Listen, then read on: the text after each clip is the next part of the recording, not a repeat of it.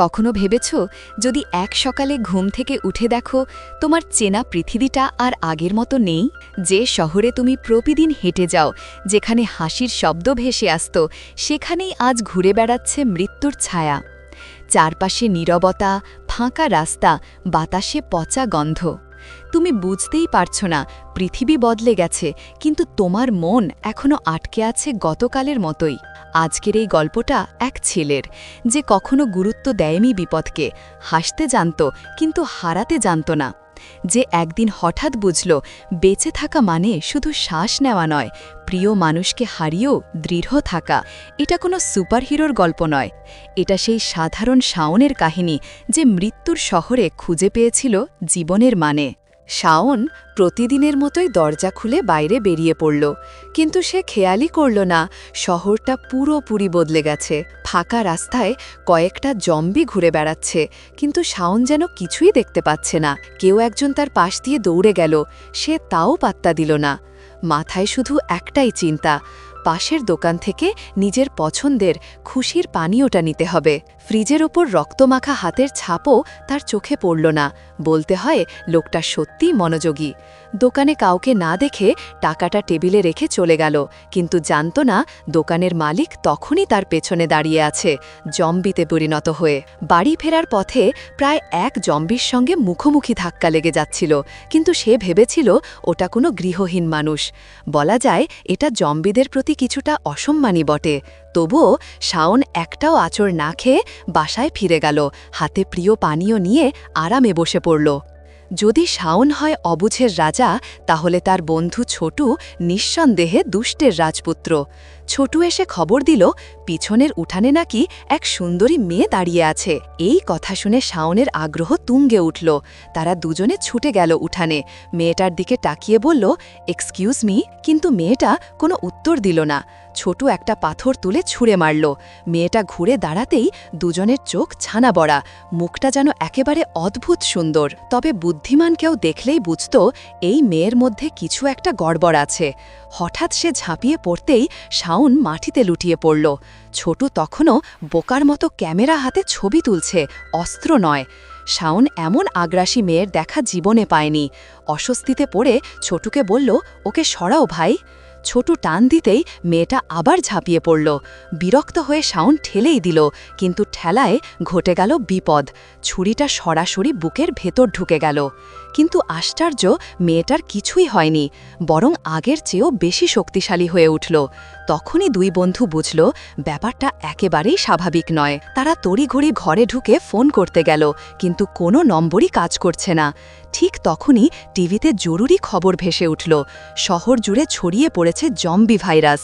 সবাইকে ঘরে থাকতে আর দরজা জানালা বন্ধ রাখতে বলা হলো। অবশ্য শাওন আর ছুটুর মতো আলসেরা কখনোই দরজা বন্ধ রাখে না। ফলাফল, জম্বি ঢুকে পড়ল ঘরের ভেতর। দুজনেই ভয়ে কাঁপতে কাঁপতে যা হাতের কাছে পেল তাই ছুঁড়ে মারতে লাগল। হঠাৎ ছোটুর হাতে পড়ল একটা অ্যাশট্রে। সেটা দিয়ে জোরে আঘাত করতেই জম্বিটা পড়ে গেল নিস্তেজ হয়ে। ঠিক তখনই টিভিতে জানানো হলো, জম্বিকে শেষ করতে হলে মাথায় আঘাত করো। এই কথা শুনে দুই বন্ধুর চোখাচোখি হলো, আর বাইরে উঠানে তখন দাঁড়িয়ে আছে আরও দুইটা জম্বি। ঠিক যখন সবচেয়ে দরকার ছিল, তখনই ছোটু পাল্টে গেল। ভয়ে বিভ্রান্তিতে পুরোপুরি ভিন্ন মানুষ হয়ে গেল সে। শাওন কিছুটা হতাশ হলেও একা এগিয়ে যাওয়া ছাড়া আর উপায় ছিল না। বাড়িতে ঢুকেই স্বস্তির নিঃশ্বাস ফেলল, মা এখনও ঠিক আছে। কিন্তু লিভিং রুমে বসে থাকা সৎ বাবাকে দেখে সে থমকে গেল। ভেবেছিল মানুষটা হয়তো আগেই জম্বি হয়ে গেছে, তাই নিজে হাতে শেষ করে দিতে চেয়েছিল। কিন্তু দেখা গেল সৎ বাবা এখনও পুরো সচেতন। এতে শাওন কিছুটা গুলিয়ে গেল। মায়ের অনুরোধে শেষমেশ তাকে সঙ্গেই নিতে হলো। সবাই মিলে যখন গাড়িতে উঠতে যাবে, তখনই কয়েকটা জম্বি হঠাৎ সামনে এসে পড়ল। সৎ বাবা আবারও কামড় খেল। শাওন হতভম্ব, কি করবে বুঝে উঠতে পারছিল না। সবার মুখে একটাই প্রশ্ন, উনি বেঁচে আছেন তো? কিন্তু অল্পক্ষণ পরেই দেখা গেল তিনি একদম নিশ্চুপ। আর একবার জম্বিতে পরিণত হওয়ার আগেই সবাই তাড়াহুড়ো করে গাড়ি থেকে নেমে তাকে ভেতরে আটকে রাখল।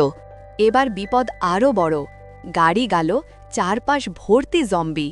তবু ভাগ্য ভালো, জম্বিগুলো খুব ধীরে চলে। তাই তারা ঠিক করল পায়ে হেঁটে বারটার পথে যাবে। রাস্তায় আর এক দল বেঁচে থাকা মানুষকে দেখা গেল, পরিচিত মুখ। দুদলই সংক্ষেপে কথা বলে, তারপর বিপরীত দিকে রওনা দিল। এখন শুধু এই দেয়ালটা টপকাতে পারলেই পৌঁছে যাবে নিরাপদ সেই বারে। কিন্তু ঠিক তখনই শাওন খেয়াল করল, মা কোথায়। সে গুনে দেখল, 1, 2, 3, 6 জনের মধ্যে মা নেই। মায়ের চিৎকার ভেসে এলো দেয়ালের ওপার থেকে। এক মুহূর্ত দেরি না করে শাওন লাফিয়ে দেয়াল পেরিয়ে গেল। দুর্দান্তভাবে নেমে দেখল, মা মাটিতে পড়ে আছে, আর কাছের ঘর থেকে কিছু একটা বেরিয়ে আসছে। ওদিকে দেয়ালের পাশে থাকা তার সঙ্গীরা চিন্তায় কাঁপছে। হঠাৎ পুরো দেয়ালটা ভেঙে পড়ল। জম্বিরা ঝাঁপিয়ে পড়ল শাওনের ওপর। সবাই চমকে উঠল, কিন্তু ঠিক তখনই শাওনের সাবেক প্রেমিকা সাহস করে একটা বেঞ্চ তুলে আঘাত করল, আর শাওন কোনো মতে বেঁচে গেল। অজেনা আরেক সঙ্গী দ্রুত একটা লোহার পাইপ ছুঁড়ে দিল। শাওন সেটা ধরে নিয়ে 2 মেয়ের নির্দেশে জম্বিটার মাথা গাছের সঙ্গে ঠেকিয়ে গেঁথে ফেলল। বিপদ আপাতত কেটে গেল।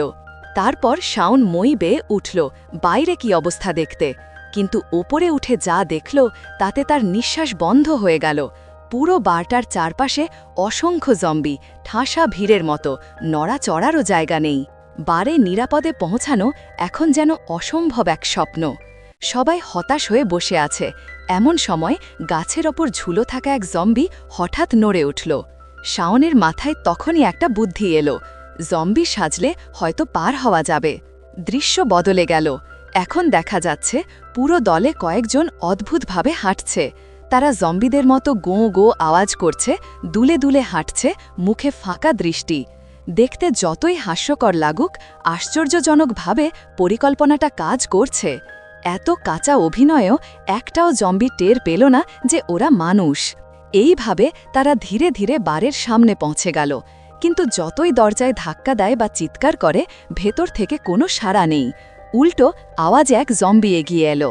ঠিক তখনই ছোটুর ফোন বেজে উঠল, জোরে, বিরক্তিকর রিংটোনে। সবাই হতবাক, আর ছোটু যেন কিছুই হয়নি এমনভাবে শান্তভাবে ফোন ধরছে। ভেতরে প্রবেশের উপায় না পেয়ে সবাই ওর জন্য অপেক্ষা করতে লাগল। এ নিয়ে চশমা পরা ছেলেটা রেগে গিয়ে বাকিদের সঙ্গে তর্কে জড়িয়ে পড়ল। হঠাৎ পেছন দিক থেকে শাওন হাজির। সে কোনো মতে জম্বিদের ফাঁকি দিয়ে ফিরে এসেছে। সবাইকে ভেতরে নিয়ে এলো পিছনের দরজা দিয়ে। কিছুক্ষণ পর সবাই কিছুটা শান্ত হল, একটু পানীয় খেল, গল্প করল। রাত নেমে এলো। হঠাৎ রাস্তার লাইটগুলো জ্বলে উঠল। শাওন বলল, চলো বিদ্যুৎ লাইনটা পুরো খুলে দিই, টিভিটাও দেখি। সে গুদামে গিয়ে সুইচ চালু করল, সাথে পিছনের দরজার লাইটও অন হল। কিন্তু আলো জ্বালতেই বাইরে দেখা গেল অসংখ্য জম্বি ঘিরে ফেলেছে পুরো জায়গাটা। শাওন দৌড়ে সবাইকে খবর দিল, কিন্তু তখন ছোট মগ্ন গেম খেলায়। দুজনে মিলে থামাতে গেলেও ততক্ষণে দেরি হয়ে গেছে। গেমের শব্দে চারদিকের জম্বি সকলে আকৃষ্ট হয়ে পড়েছে। একটা জম্বি হঠাৎ জানালা ভেঙে ঢুকে পড়ল। আতঙ্কে সবাই স্তব্ধ। শাওন বাধ্য হয়ে হাতে বন্দুক তুলে নিল। নিজের মাকে জম্বিতে পরিণত হতে দেখে কাঁপতে থাকা হাতে ট্রিগার টানল, নিজেই মাকে শেষ করল। পুরো ঘর মুহূর্তে নীরব হয়ে গেল। সবার মুখে শোক, কষ্ট আর কান্না। ঠিক তখনই চশমাওয়ালা লোকটা ঠান্ডা গলায় ব্যঙ্গ করে কিছু বলল। শাওনের ধৈর্য ফুরিয়ে গেল। ঘুরে দাঁড়িয়ে সোজা এক ঘুষি বসিয়ে দিল। চশমাওয়ালা লোকটা ভেঙে পড়ল। তারপর ক্ষিপ্ত হয়ে জানালার পাশে গিয়ে চেঁচাতে লাগল, আমি একাই চলে যাচ্ছি। কিন্তু পরের মুহূর্তে এক জম্বি জানালা ভেঙে ঢুকে পড়ল আর তাকে টেনে নিয়ে গেল বাইরে। বাকিরা দৌড়ে গেল, কিন্তু তখন অনেক দেরি। তার প্রেমিকা অজেনা শোকে আর রাগে ভরপুর হয়ে ছেলেটার ভাঙা পা তুলে নিয়ে লড়াইয়ে নামল, কিন্তু সেও মুহূর্তের মধ্যেই জম্বিদের ভিড়ে হারিয়ে গেল। বারে ঢুকে পড়ল অসংখ্য জম্বি। ছোটুও আর বাঁচতে পারল না, তাকে কামড়ে দিল এক জম্বি। শেষমেশ শাওন আর আরেকজন বাকি থাকা মেয়ে লাফিয়ে পড়ল বারের কাউন্টারের পেছনে, বাঁচার শেষ আশ্রয়ে। কামড় খাওয়া ছোটুও শেষমেশ বারের কাউন্টারের ভেতরে লাফ দিয়ে ঢুকে পড়ল। শাওন তখন দ্রুত একটা মাওতাই বোতল হাতে নিয়ে বারের ওপর ছিটিয়ে দিল আর একটা দেশলাই জ্বালিয়ে দিল আগুন। মুহূর্তেই আগুন ছড়িয়ে পড়ল আর জম্বিদের আগ্রাসন কিছুটা থেমে গেল। কিন্তু সবাই জানত এটা সাময়িক, ওরা ভেতরে ঢুকবেই, সময়ের ব্যাপার মাত্র। সৌভাগ্যবশত ছোটু এই বারের পুরনো অতিথি। সে জানত বারের নিচে একটা গোপন ঘর আছে, যেটা সোজা বাইরে যাওয়ার পথের সঙ্গে যুক্ত। তিনজন দ্রুত সেই ঘরে নেমে গেল। কিন্তু ঠিক তখনই ছোটু থেমে গেল। তার চোখে একরাশ দৃঢ়তা, মুখে এক টুকরো হাসি। সে জানত কামড় খাওয়ার মানেই শেষ, তাই বলল, তোমরা যাও, আমি সামলে নিচ্ছি। শাওন আর তার প্রেমিকা চোখের জল লুকাতে পারল না, কিন্তু কিছু বলার আগেই জম্বিদের দরজা ভাঙার আওয়াজ কাছে চলে এলো।